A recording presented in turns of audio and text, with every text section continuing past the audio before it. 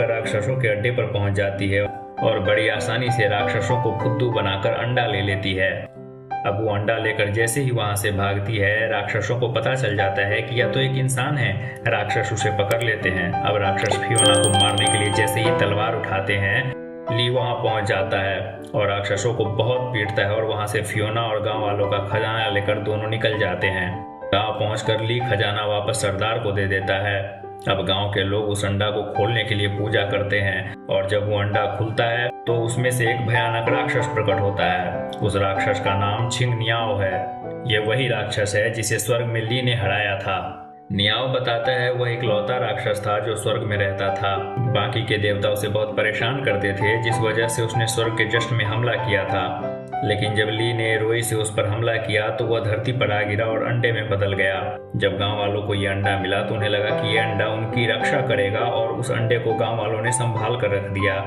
अब नियाओ ली पर हमला कर उसे दूर फेंक देता है और गांव को तहस नहस करना शुरू कर देता है। ली फिर से उठकर नियाओ का सामना करता है, पर वह फिर से घायल होकर गिर जाता है।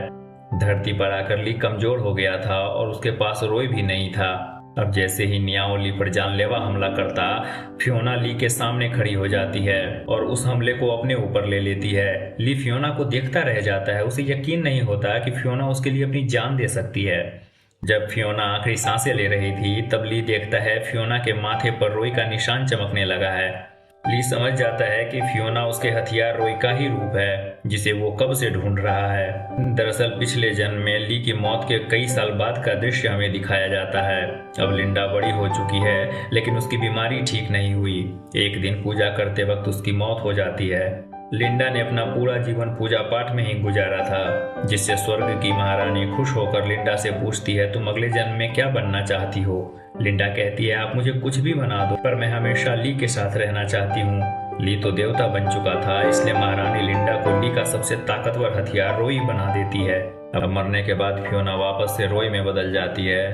नियाओ और ली में फिर से भीषण युद्ध शुरू होता है, पर अब की बार ली के पास रोई है, जिसके वार से नियाओ को वो हरा देता है। युद्ध के बाद आसमान में स्वर्ग की महारानी बाकी के देवता के साथ प्रकट होती है। वह ली को उसके गुस्ताखी के लिए सजा देना चाहती है, क्योंकि ली बिना महारानी की आज्ञा के धरती पर आ गया था। ली सजा भुगतने को तैयार है, पर गांव वाले महारानी से काफी मिन्नतें करते हैं कि वो ली को माफ कर दे। गांव वाले महारानी को पूरी बात बताते हैं कि कैसे ली ने राक्षसों से उनकी रक्षा की।